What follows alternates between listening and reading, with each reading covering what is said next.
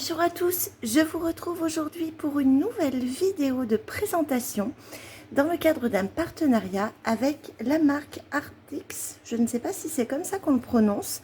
Toujours est-il que j'ai eu la chance de recevoir dans un premier temps ce magnifique coffret de 90 marqueurs à alcool double pointe. Donc j'étais très intéressée parce que les crayons, les marqueurs à alcool, ce ne sont pas des médiums que j'utilise souvent, pourtant j'aime beaucoup et je trouve que c'est une excellente manière de travailler des dégradés tout en économisant nos crayons, puisque j'aime beaucoup associer ces deux médiums.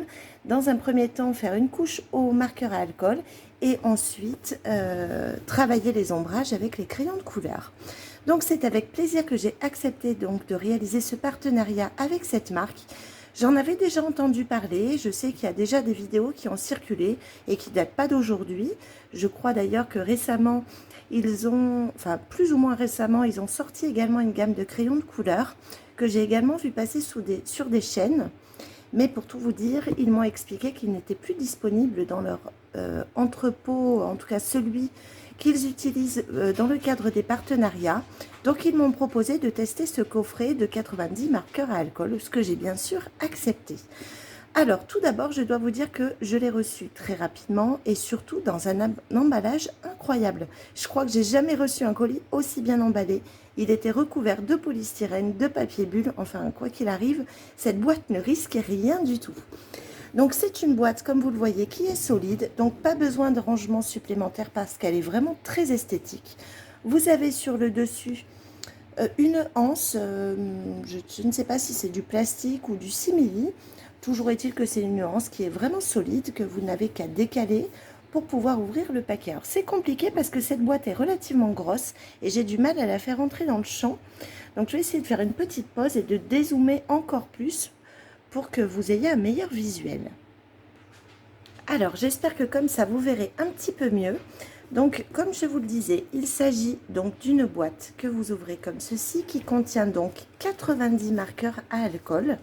Donc vous retrouvez différents dépliants et donc vous avez l'ensemble donc de ces marqueurs qui sont donc tous numérotés comme vous le voyez ici. Vous avez également de fourni avec d'ores et déjà un petit nuancier. Je vais essayer de vous le déplier, qui est donc déjà codé. Donc vous avez ou les lettres ou les chiffres avec la couleur qui est associée donc à cette numérotation. Donc ça c'est plutôt bien. Alors le papier me paraît un petit peu fin, donc je ne sais pas si ce papier traverse ou pas. Quoi qu'il en soit, moi je vais utiliser le papier que je vous propose dans les nuanciers de la boutique, qui est donc le The Wall de Canson. Donc je vais préparer le nuancier donc codé pour pouvoir intégrer donc celui-ci à mon support autre médium que je vais aller chercher de ce pas. Donc il s'agit de celui-ci, donc qui a la plupart du temps le logo atelier quand il s'agit donc du nuancier autre médium et dans lequel vous avez donc un onglet pour les feutres et les marqueurs. Et pour les marqueurs à alcool, vous avez donc un papier spécifique qui ne traverse pas du tout. Alors, qu'est-ce qu'on retrouve donc également donc dans cette boîte, donc qui est encore une fois vraiment très jolie. Donc en plus du nuancier, vous avez deux petites cartes. Alors, une carte de remerciement. Voilà, avec leurs différents réseaux. Et vous avez une petite carte postale fournie avec. Alors, pour ce qui concerne le prix, il coûte ces 90 marqueurs environ 70 €, mais en ce moment, ils sont en promotion. Donc, à peu près une soixantaine ou 65 €, je ne sais plus. Donc, il se présente comme ceci. Vous avez donc une double pointe. Vous avez uniquement le numéro qui est indiqué donc sur les deux bouchons. Vous n'avez par contre pas la teinte. Donc, il faut se référer au nuancier qui est proposé. Pour cette double pointe, vous avez d'un côté une pointe fine, comme ceci, qui n'est pas une pointe pinceau, Alors moi j'ai une petite préférence pour les pinceaux, justement les pointes brush, mais ma foi c'est pas gênant non plus. Et de l'autre côté, vous avez une mine beaucoup plus épaisse, comme vous le voyez. Alors, comme pour toutes les présentations donc de crayons et du coup de marqueur, je vais donc aller préparer un nuancier donc codé, comme je vous l'ai dit. Je vais le réaliser en musique et on poursuivra donc par une mise en couleur parce que, encore une fois, c'est le meilleur moyen de tester du matériel, c'est de l'expérimenter réellement sur une illustration. Donc je vous reviens dans quelques instants une fois que j'ai réalisé donc le nuancier. Alors je vous retrouve donc une fois le nuancier donc de cette marque réalisé. Donc dans le support, dans le book que vous avez, les pages pour les feutres à alcool ne sont pas codées parce qu'il existe tellement de marques que c'est difficile, je trouve, de vous proposer exactement les gammes que vous avez potentiellement. Donc, pour l'occasion, j'ai créé le nuancier donc, de cette marque. Alors, vous savez que même s'il m'a été demandé, je ne mets pas à disposition en boutique habituellement des pages vierges pour les feutres, pour les nuanciers des feutres à alcool. Pourquoi? Parce que, comme je vous le disais, c'est un papier qui est très particulier que je dois passer donc dans mon imprimante une à une, en recto puis en verso, puisque c'est un papier qui est à la fois très lisse et très épais et qui coûte évidemment beaucoup plus cher que le papier à dessin Clairefontaine 120 grammes que vous retrouvez dans le reste du nuancier et également dans le nuancier crayon de couleur. Ceci étant, si ce nuancier donc précodé vous intéresse, je vous invite à m'envoyer un message directement sur la boutique ou ici en commentaire ou sur les différents réseaux et ainsi je verrai si effectivement c'est pertinent que je vous le mette à disposition sur la boutique, en tout cas pour ce nuancier codé. Alors, j'ai donc indiqué donc les différentes teintes, j'ai repris le nuancier qui a été proposé, j'ai également écrit la couleur correspondante, donc vous voyez que ça représente un recto verso plus la moitié d'une page, donc on a quand même une jolie palette de couleurs. Maintenant je suis impatiente de les tester pour voir un petit peu ce que ça donne, déjà sur ce nuancier, pour pouvoir voir les teintes que nous allons pouvoir retrouver dans ce magnifique coffret. Écoutez, comme pour les crayons de couleur, je vais vous laisser en musique et je vais réaliser donc ce nuancier.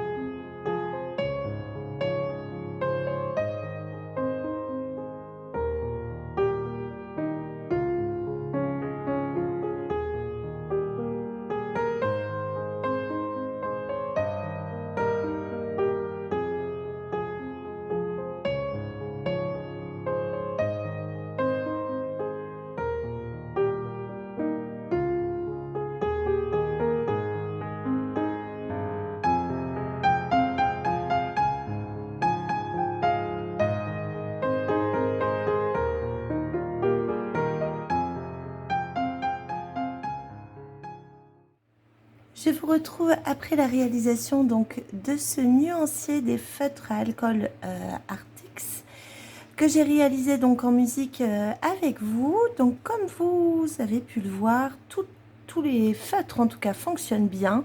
J'ai intentionnellement utilisé les deux mines pour chaque petite case. La fine pour faire les contours et la large pour l'intérieur, ce qui me permettait également de tester les deux mines à chaque fois. Et franchement, il n'y a aucun souci. L'encre se déverse parfaitement bien, comme vous pouvez le voir. Les couleurs sont très intenses, sont très très belles. En ce qui concerne par contre on va dire le nuancier de couleurs, je trouve dommage qu'il n'y ait pas un peu plus de déclinaison de jaune qui tire vers le orange pour aller vers le rouge. Parce que je trouve qu'on a beaucoup de rose. Puisque vous voyez, il démarre ici et il se termine ici. Ensuite, on va un petit peu plus vers du violet. Donc, je trouve qu'il y en a vraiment beaucoup et je trouve que ça aurait mérité qu'il y ait un peu plus de déclinaison à ce niveau-là. Ensuite, pour le reste, les violets sont très très beaux. Les bleus aussi, comme vous le voyez. Les verts, je trouve qu'ils sont jolis. On a à la fois de très très jolis verts clairs et de jolis verts foncés. Alors comme ça, c'est parfois difficile de percevoir la différence entre certaines d'entre elles, mais à l'œil nu, en dehors de la caméra de la vidéo, ça se perçoit relativement bien. On a de jolies teintes. Par contre, les couleurs peau sont vraiment très très belles. On a un très très beau choix d'ailleurs. Par rapport à d'autres gammes, je trouve que là, on a une très belle déclinaison. On a suffisamment de marron aussi. Et alors, pour les gris, donc on a la série des gris froids, puis la série des gris chauds. Donc là, j'ai commencé à faire la mauvaise teinte, donc c'est pas grave, j'ai poursuivi correctement. Par contre, j'ai un doublon sur le CG7 que j'ai en 2 exemplaires, alors que j'aurais dû avoir un CG7 et un GG7, un green grey. Donc j'ai contacté la marque pour savoir dans des cas comme ça comment ça se passait. Est-ce qu'il était possible de les contacter? Est-ce qu'ils nous renvoyaient le feutre manquant si on avait un doublon et que de ce fait il nous en manquait un? Et bien sans souci. Donc moi je l'ai mis comment dire, en attente parce qu'ils me l'ont envoyé et ils m'ont bien précisé qu'effectivement si toutefois par malchance, il y avait un souci sur le jeu des 90 teintes. Il suffisait de les contacter ou eux directement sur leur page Facebook, sur leur page Instagram ou sur leur site internet. Mais c'est également possible de faire passer votre demande directement par Amazon si vous commandez ces feutres par ce biais. Et ils vous répondront rapidement pour trouver une solution. Donc là, en l'occurrence, ils vont me renvoyer donc le GG7. Donc je me retrouve avec 2 fois cette teinte. C'est vrai que les deux, les deux numéros se ressemblant beaucoup, je peux comprendre qu'il y a eu une erreur, puisqu'entre le C et le G, la différence n'est pas forcément visible. Donc voilà pour ce qu'il en est. Donc comme vous avez vu, donc je l'ai imprimé, je vous l'avais dit, sur le papier Canson The Wall. Vous pouvez constater que ces papiers permettent au feutre à alcool de ne pas du tout traverser, puisque j'ai même parfois réalisé plusieurs couches, donc je n'ai pas lésiné pour autant et il n'y a aucun souci sur ce papier. Donc je vais pouvoir l'inclure dans mon nuancier. Je pense que, je ne sais pas si je vais le faire tout de suite ou à la fin, peu importe. En tout cas, j'ai choisi l'illustration que j'allais vous mettre en couleur avec ces marqueurs à alcool. Je pense que je vais également venir repasser avec du crayon de couleur si c'est nécessaire, et ce sera, je pense, simplement pour travailler davantage les ombrages. Donc je vais vous chercher cette illustration et je vous la montre de suite. Alors, j'ai imprimé cette illustration sur le même papier The Wall de chez Canson, puisque c'est un papier qui est parfait pour les marqueurs à alcool et qui permet également de retravailler ensuite avec les crayons de couleur. J'ai choisi cette fois-ci cette illustration de Sarah Richter que j'ai depuis très longtemps finalement, et puis j'avais encore pas eu l'occasion de la mettre en couleur. Je me suis dit que ça allait être agréable d'utiliser les marqueurs à alcool sur ce portrait. Je m'excuse, j'ai la voix qui est un petit peu cassée, mais ça devrait passer. Donc, écoutez, on va se lancer. Je vais vous laisser en musique. Je vais choisir mes nuances Et je vais me lancer donc dans cette illustration de Sarah Richter que j'ai donc imprimée sur un format A4, je ne l'ai pas précisé.